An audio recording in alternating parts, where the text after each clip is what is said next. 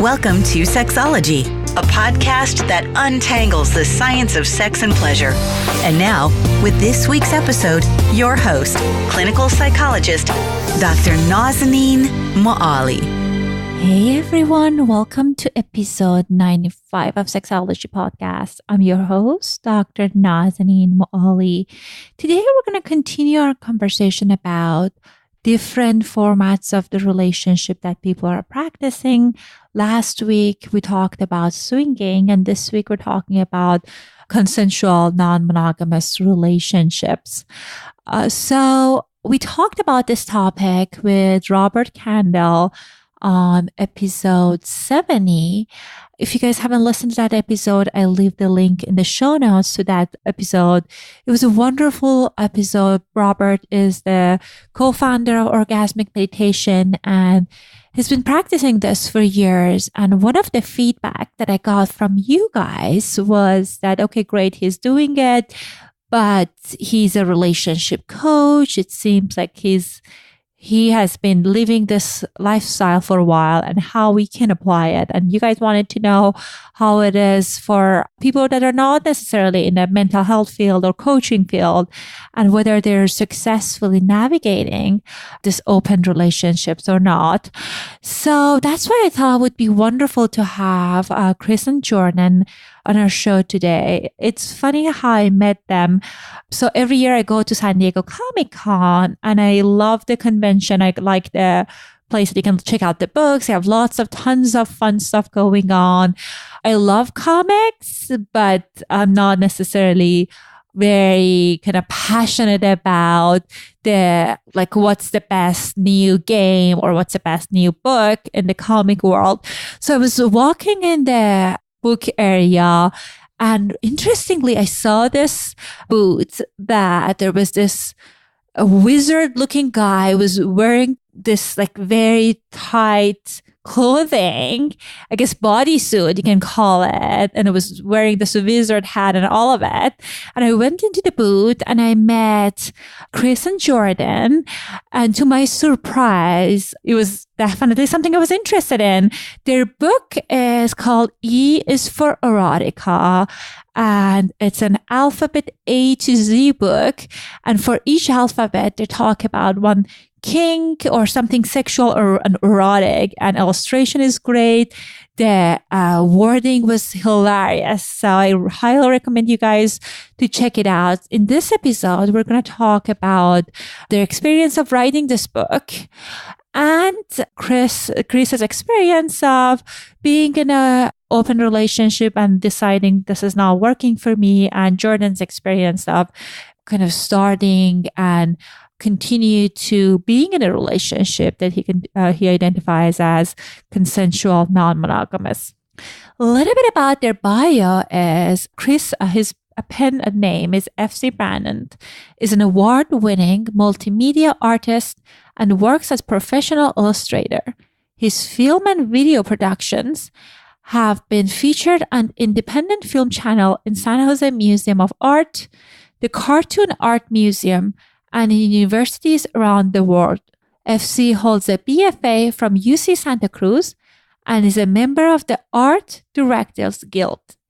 And Jordan Rawlins is a Southern California native who made a living as a poker player, stuntman, actor, and trained as a magician before finding his place as a writer. His children's movie, Rescue Dogs, opened in theater nationwide in 2016. He is the author of the novel Monsters of the Apocalypse and the comedy alphabet book E is for Erotica. His free time is spent fly fishing, volunteering with his favorite charities, and getting yelled at by two demanding cats. Before we dive into our conversation with Chris and Jordan, I also wanted to remind you guys that I recently expanded my practice and hired two very highly skilled and effective therapists. So now we're able to offer you guys a more broader range as far as the fees. So if you are thinking about getting individual therapy, couples therapy, you're welcome to come into our offices, or we can do video counseling. If you want to book an appointment and kind of talk to one of our therapists for a free consultation, you can call us at 310-600-9912. And I also leave a link to our schedule, like a calendar that you can book your appointment there. And the show notes, here's my conversation with Chris and Jordan. Hello and welcome back to another episode of Sexology Podcast. I am so excited to have Jordan and Chris on our show today. Jordan and Chris, welcome to our show. All right. Hello. Hi, Nazanin. So it's funny. We're laughing because we were 20 minutes into a deep conversation about their book, their experiences. And I was like, oh my God, why the red light is not on? Yeah, so if it's really bad from here on out, just trust us. The first 20 minutes were dynamite. No, it was great. It was great. And I was just like, okay, what should I do? Should I pretend it's recording? Thank you guys for willingness to restart. So, I am always glad for a second chance to try things. So thank you so much for giving me a second chance. For sure. So as I was sharing with you guys in the introduction that I got their book, E is for Erotica and Comic-Con, and it's full of great and fun content, and illustration is great. So that's why I'm excited to talk about it today. So tell us a little bit about the book for our listeners. So for those of them that they're not familiar with what's inside it. For sure. It's called E is for Erotica, and it's an alphabet book for adults. So you kind of travel through an erotic alphabet, and you explore various things that you might want to try or not. So you have B is for bondage, and E is for erotica, and things like that. I don't want to give them all away. Yeah, Dr. Seuss for adults is how we sell it. But yeah, it's a really fun book, and it's an idea I came up with. I'm a writer, and I always have ideas passing through, and the idea for a sort of body alphabet book really appealed to me. And Chris is a phenomenal artist, but most importantly, as a person, I just thought, I feel like this is an artist I can go to with this idea, and he would be into it, and he was. And so, yeah, that's how it kind of came to be. It's the creation story. Yeah, I still think it's funny that you kind of pinpointed that it would be something I might be interested in. Yeah, that is an interesting aspect. I think there is an element of recognizing open-mindedness that just sort of happens, and the fact that you went to UC Santa Cruz definitely. Yeah, I knew that, and my brother is a banana slug, and I don't think you go to UC Santa Cruz without, especially if you were at Porter, without learning a thing or two and having a pretty open mind. I didn't know so I went to UCSD, so I'm kind of curious, what is the reputation of UC Santa Cruz? Oh man. I'm going to give that to you, Chris. Yeah, their top 2 degrees are basket weaving and marijuana cultivation, I think. Nice. Yeah, I missed out. You can pick your own major there. You can create your own major. It's a school where if that major doesn't exist, you can actually create your own. So is that true, or are you just making it up? I don't know if that's still the case, but that was definitely the how it began. Was that was definitely the case in 2000 when my brother graduated from there. He had his best friend graduated in, I'm not going to remember what but it was a completely self-created major. Yeah, it's based on kind of the idea of self-directed study, but that they've gone mainstream for the most part, I think, but that they still allow that sort of thing. It's a great school. Yes, of course. And also I was thinking about just back to the alphabet part. You're right. Part of it's more commonly known kind of things that's on top of most people's mind. And there's some of them that are more like edgier, more kind of unique and kinkier. So I'm kind of curious, how did you guys come up with more like lesser known letters? Well, I am proud to say that me and Chris had a lot of letters just stored up. We had a lot of ideas. So yeah, we had options a bit. But, there was some Googling that went on. There was some research that went on, which was the best research I've ever had to do for a job. But, there was some negotiation. So there would be certain letters where there'd be a lot of things we both thought up, and we kind of talk it over, which was the funnest for me to write, for the funnest for him to illustrate. We really collaborated on that. And then there were things like I had no idea for X. I was just like, and then X, and Chris just immediately was able to say off the top of his head xenophilia, which is abduction, alien fetish. Yeah, I've been carrying that word around with me for 30 years. He's been waiting. This was the project that he got to use it. Right. But yeah, there was some that were researchers, but most of it was, there was actually an abundance of more than a lack thereof for the most part, where we'd have to pick the one. There are some letters that I wrote maybe 3 or 4 different poems for, and then we kind of went through them and figured out which was funnier and which would be better to illustrate. Mm-hmm. And then of course not having, like, we'd messed around with having H for hentai for H, but we had another Japanese related letter, and we didn't want to double up too much in terms of the thematic elements of each letter. We try to do a delicate balance of, things people knew about, things people didn't know about, things that people would relate to, things that would kind of surprise people. We wanted a nice, even response. I wanted every page for them to turn and it to be different than the last page, And I think you guys did a great job with that, because again, I'm a sex therapist, and at times I see like some of those kind of items are even lesser known to me, and the writing and illustration was just so fun and creative, which I thought was great. And also I love the fact that you guys had Y for yes. And I think it's just you guys have this kind of playful component, but also a kind of more informational component to the book as well. Yeah, we both felt pretty, that this book was never going to work if it wasn't done from a perspective of some degree of responsibility, because that is a part of any sort of sexually exploitive thing is, if you're doing it with a partner, there needs to be consent and conversation and all of that. So Y is for yes made a lot of sense, because it allowed us to do an entire page about consent and like all of these things that lead to it, because that's, if not the most important, it's probably the most important part to any activity you take on sexually.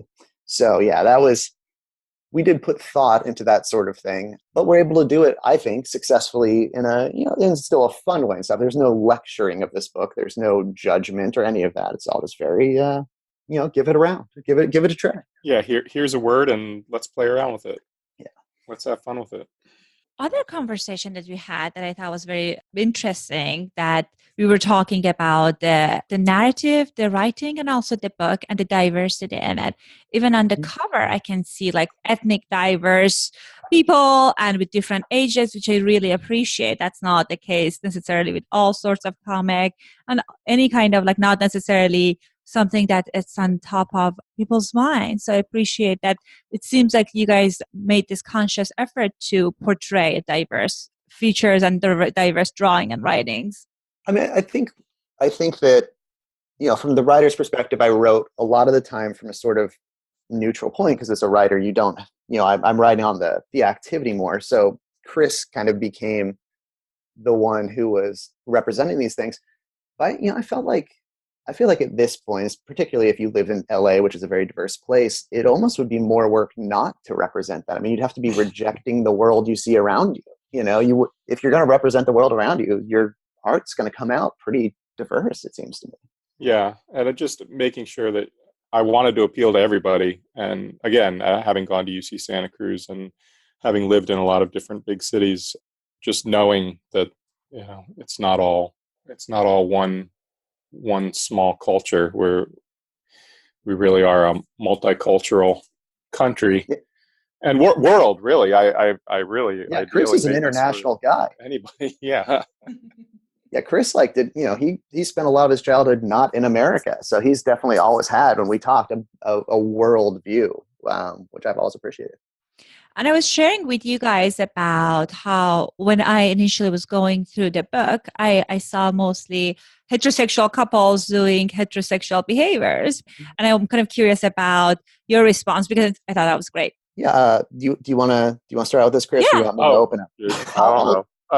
I guess like Jordan said, he started from more of the neutral perspective. And so it was left to me to kind of, for the most part, interpret who is going to be depicted displaying these interactions. Oh, that's another one, the interaction with the doctor. So, interesting. Right.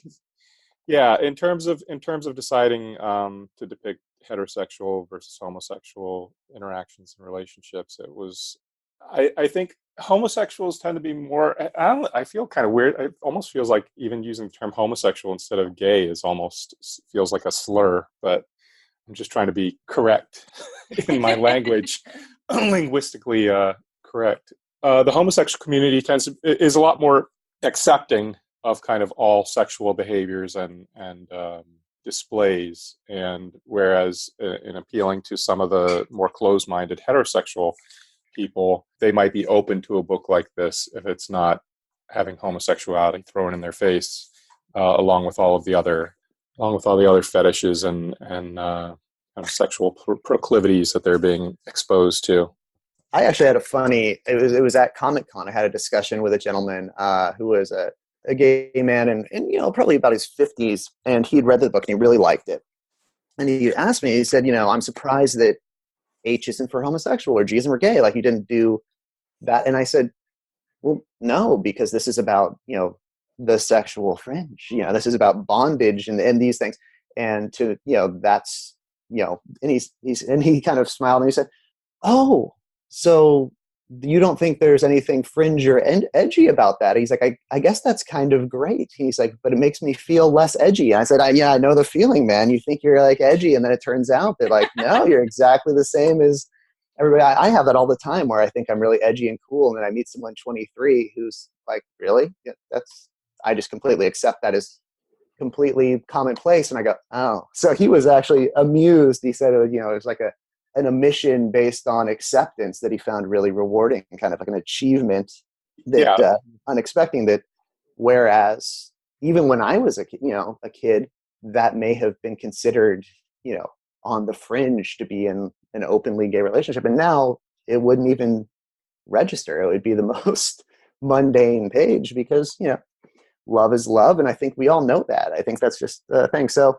I guess it's kind of a nice statement to the way things are these days, in my opinion, that it didn't even pop into our mind to put that as like an edgy thing. Right. Though I will say that in the orgy sequence and in the necrophilia one, there is some images in here that are same-sex ones, and there's a dinosaur at one point, and I don't know where that dinosaur falls. I think it's a female dinosaur. There we go. So then that would be that could be. Yeah, actually, now that I think about it, if anything, there's a lack of lesbian relationships maybe in the book more than male homosexual relationships. There's a term for two women that are into each other as lesbian, but is there a term for two men specifically? Gay. Yeah, that's the term. That's the G. LGBT. Yeah.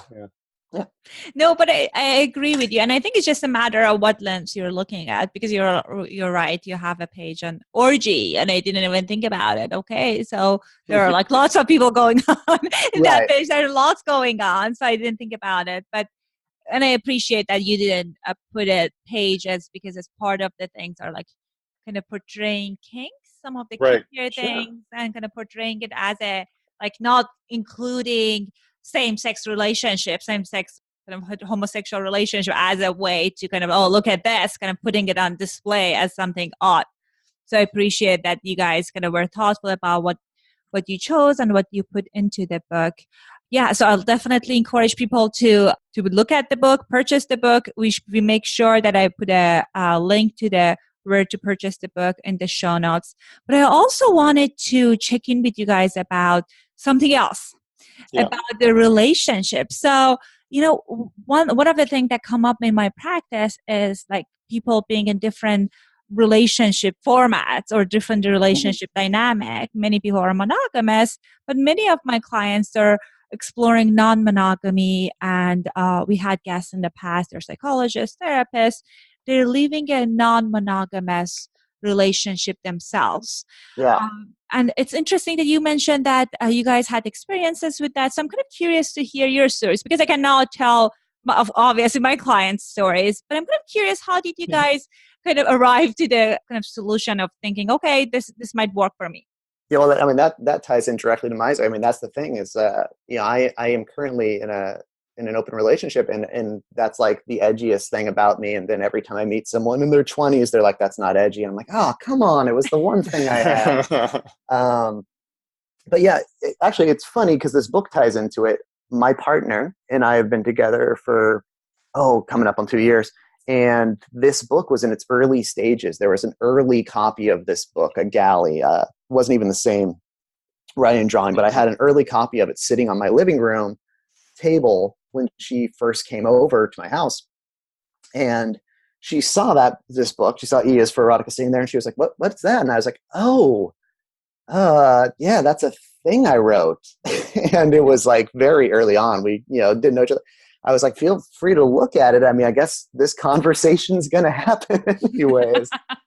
And she was reading through it, and she was like, this is awesome. I love this. This is super. And I was like, okay. So we actually like, it was a great conversation starter for like our mindsets about experimentation and all of those things, and just talking about sex. So book is a great conversation starter for that. I guess about that is, usually people have kind of thought about being a non-monogamous relationship for a while and they negotiated. Was this the first kind of like non-monogamous relationship you had? Is that something like intentionally you kind of arrived to? This was the first consciously non-monogamous. I think I was in one before. I just don't think she let me know until the end. I'm sorry about that. No. This was a gradual decision that we got into based on, it's always tricky when your partner is not there. I guess you can have both of us on. We can really talk into detail about it. But there's a lot of communication about it. But basically, it started from a point of, this is what I want. This is what we started talking about what we wanted, and the open relationship sort of made sense. It fit that sort of context. But one of the great things about being in an open relationship I've found is that because it is, I guess, like non-traditional, a lot of the stigmas and rules that people have pounded into them as kids aren't there. So we've really gotten to build the relationship uniquely to our own interests and our own wants and desires in a very respectful, very open sort of way. But it's my first open relationship. And for me, I was always, jealousy was always kind of an issue for me in a monogamous relationship. And I never occurred to me that a lot of my insecurities came from the fact that in a monogamous relationship, I felt that the girl I was with sort of had to be with me. It was like if she wanted to have sex or spend time with a man, like we were kind of contractually obliged, for lack of another term. But when this open relationship, what I've found is because she can be with anyone she wants to be with, because I can be with any woman I want to be with, or man I want to be with, or anyone I want to be with, when we're together, it is a choice. That's a romantic gesture in itself, just to be with each other, because there is this option. And I actually found it was a big self-esteem boost and like calmed me down a lot, surprisingly. That's my experience. That's interesting. Yeah, no, I think that's great. And jealousy, to the point of jealousy, that's number one concern that I hear from my clients, that they're kind of curious about opening up the relationship. They say, I'm worried about what would I do with my jealousy. And I like that you're talking about your partner choosing you every single time, because there is not necessarily this expectation that if you're having sex, you're going to only have sex with me. But I think it requires lots of clear communications around boundaries. Mm-hmm. That is definitely good. It does, I think to some degree, because it demands you have a bunch of communication openness to make it work, that frankly, that same conversation and openness and discussion probably would be just as helpful in a monogamous relationship. It just sort of is not discussed as much. I think in most monogamous relationships I've been in, we didn't discuss these things as much as we should have either. So I think the discussion is that being in an open relationship has and inspires is just healthy for a relationship in general. Yeah. In in monogamous relationships, it seems that like the expectations are, I can't think of another word. So the expectations are expected to go unspoken. Like they are assumed to be. Yeah, it's a built into it's a the one size fits all sort of thing that we're all supposed to kind of follow. Yeah, and I've been in actually haven't done a full count, but at least three non-monogamous relationships, and they all fell apart because of communication breakdowns. And there's really two sides to it too. You know, you're either, you can be emotionally monogamous and sexually unmonogamous. I mean, there's different levels of intimacy and monogamy that you can have where you have to discuss. I know people who are in open relationships. Some people, the emotional monogamy that like I'm the only person you come to really like talk and spend time with is very key. And some people, so you're sexually free, but you're, supposed to be emotionally. There's a lot of different variations and shades of gray even within the definition of an open relationship. Well, yeah, because I mean, even a lot of monogamous relationships over the years have actually been, traditionally men kind of cheating on the women, right? And I think that's a fair point. And women, the same with women as well. But you're right, like, at least what you hear is we all get exposed as men kind of cheating and more traditional kind of relationship dynamic. And I agree with all of those points in a sense that, yes, in couple like heterosexual couples or couples in a monogamous relationship, whether a member of LGBTQ or people who identify heterosexual, the issue is most people don't talk about their fidelity agreement, talking about what is okay and what is not okay.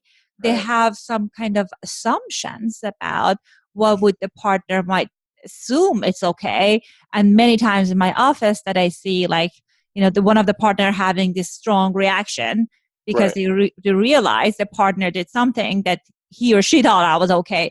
So I think it's great. You guys are right on with the importance of communication, of really sitting in with your partner and talking about what would you consider cheating and what would be the line. And obviously this is a conversation that can evolve throughout times because we all going to change if we stay long enough in a relationship.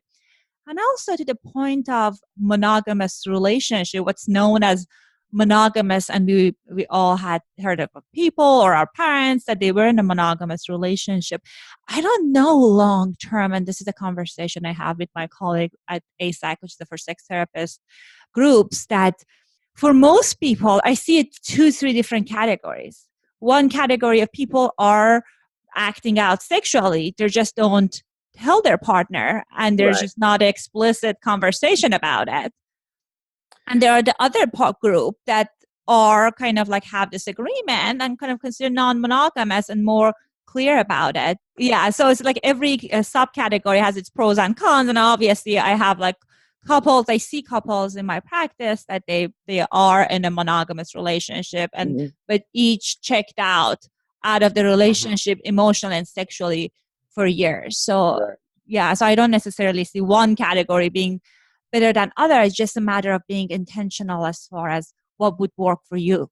Absolutely. I mean, one of the conversations that you have to have, I think you should have, is that, with an open relationship, it's what is it why do you need it to be open? What is it you don't have in this monogamous relationship that you would get if you open it up? And, because there are joyful reasons and variation, diversity reasons. There's all sorts of reasons why one person might not fulfill all needs. And then there's, the other things where, often cheating in a monogamous relationship to me often seems more of an act of aggression than anything else. So, with an open relationship, you kind of discuss, like, are you opening this relationship up because this relationship doesn't work itself and that's the problem? Or is it because this relationship works great, but there's some other things that I would like to explore and try? Right. No, I think that is another great point, that we have this psychologist that we recorded this episode on, and she was telling us about the different reasons that she noticed people opening up the relationship. And one of them is just, this is not working.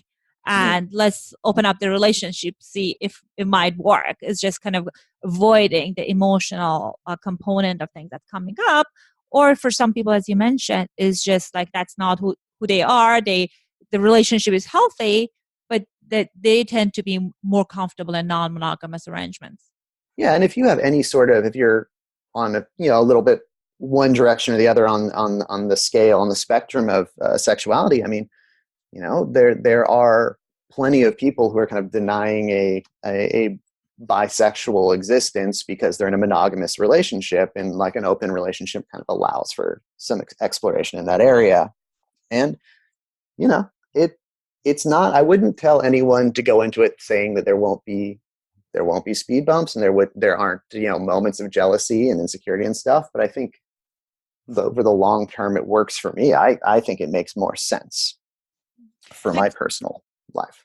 Right. And I know when Chris mentioned that that's something that you would be open to talk about, I felt protective of you. Oh, no. Yeah. Like, it's a hard topic to share with other people. And I'm glad you and your partner had this great arrangement that you guys can be open about it.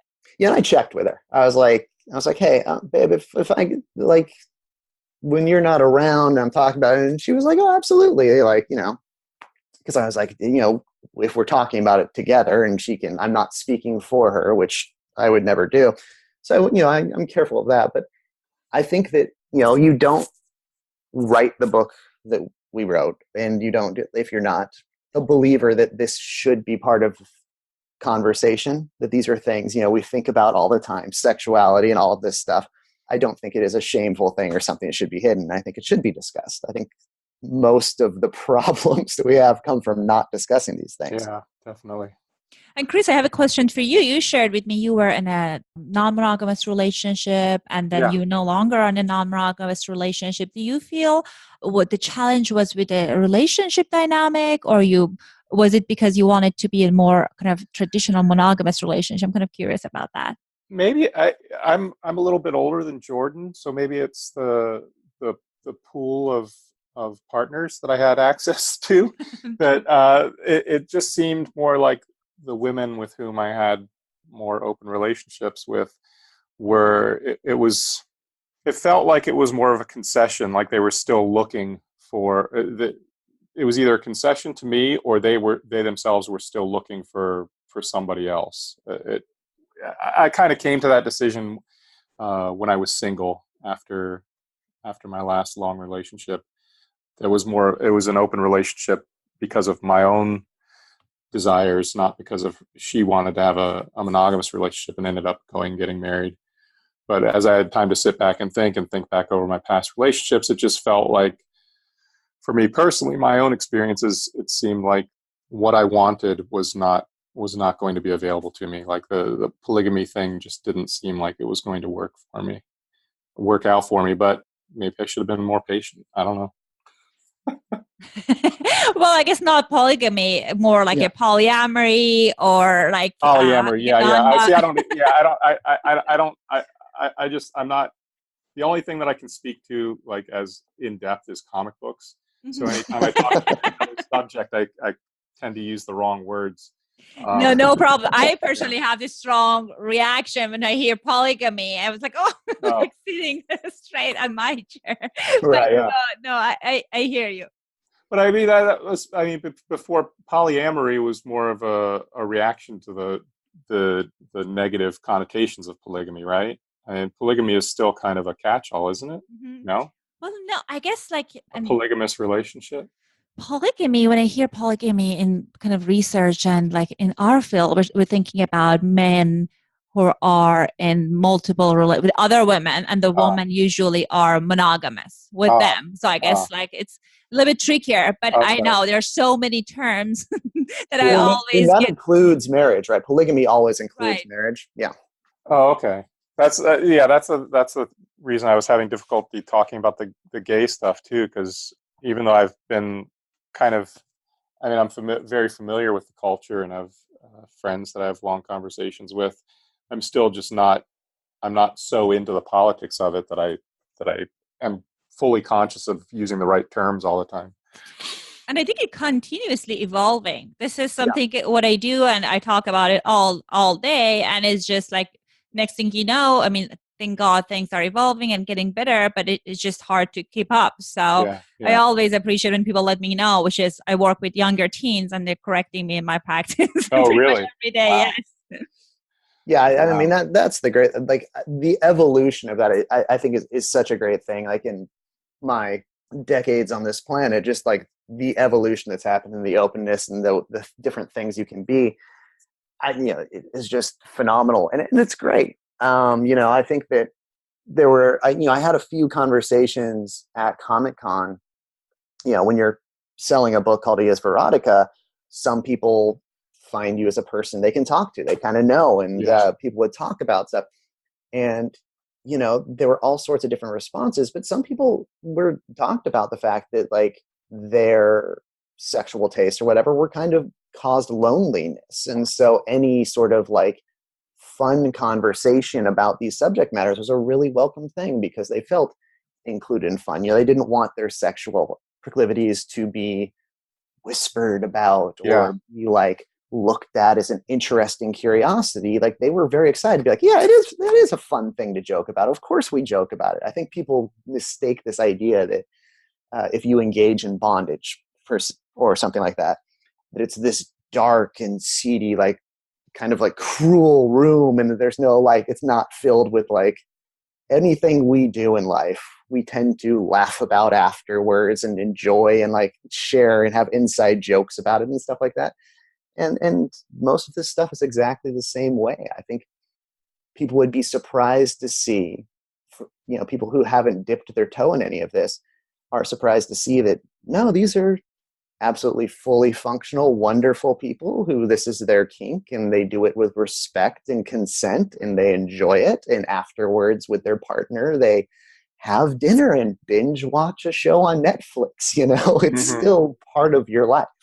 That is so true. And it's interesting that at least in my practice, I see that people kind of feel this extreme shame about the things they like in bedroom. And they always, like most of the time, people think they like is kind of odd. And it's just they're only people. I mean, at least right now with the internet, you can find communities and stuff, but it's very common. Again, it's just a matter of people are not talking about it, obviously, but I think that we think it's odd and non-common is oftentimes more common than we think.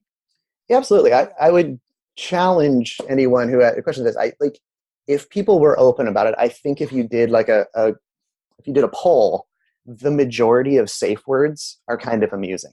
When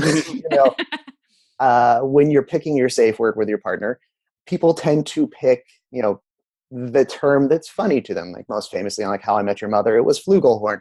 But there's a lot of fun to these things because if done in a warm and consensual fashion, even if to you it doesn't make sense or it seems odd or any of that, it is fun to the people who are participating. It is an enjoyable thing. So there is that tone of it. I think it's passed over in, a lot of what you see online or in movies and stuff that represents anything somewhat off-center as tortured and cruel, and that's just not the case. Well, I certainly appreciate you guys' openness and kind of opening the door to kind of things that are lesser known or people might feel stigmatized by the book that you guys have. So if our listeners want to purchase the book, what are some of the places that they can find it? Well, it's very simple. eisforerotica.com. Great. So I think online. Yes, I think that is a great way to purchase the book. I highly recommend that. And before we close, do you guys have anything else that you want to share with us? I'll let you start, Chris. Put you right on the spot. I'd like to talk to you about my former marriage and my lesbian ex-wife. But I'd like to go into depth in all of our sexual adventures. But since we're near the end here, I guess that'll have to wait for next time. First, catch me at a convention, have a personal conversation. We'll be at the AVN Entertainment Expo in January. Awesome. So it's an invitation for me and all of our 20,000 listeners. Yes. Right, exactly. Stop on by. Yeah, swing on by. Yeah, I would just say, I hope, I would love for people to buy the book and enjoy that. And if one of the reasons why we did this book was to help start those conversations, and to have had a nice long one with you has been great. And if anyone was listening in and enjoyed that too, that's great as well. And so, thanks so much for having us. It's been a real pleasure. And I'm a big fan of what you're doing, because I do think it's an important thing. These are subject matters that are really important to all of us. And just talking about it takes away a lot of the stigma. And I know for me personally, I spent a lot of years of my life in Orange County, which there's a lot of great things about Orange County, but it was not a very open community for discussion of these things. And when those stigmas started being chipped away, and I found that there was a world out there where I fit, that people accepted me, that was fun and joyful. And so I encourage everyone to, if not through E is for Erotica, your podcast, but to find a way to find that thing, destigmatize it, and try it out. Thank you so much. Go ahead. Stay safe. Always stay safe. Great. All great recommendation. And thank you so much for your kind words. And I'm excited to hear about your future works in near future. And thank you guys. Thank you so much. Hey guys, I hope you enjoyed my conversation with Jordan and Chris.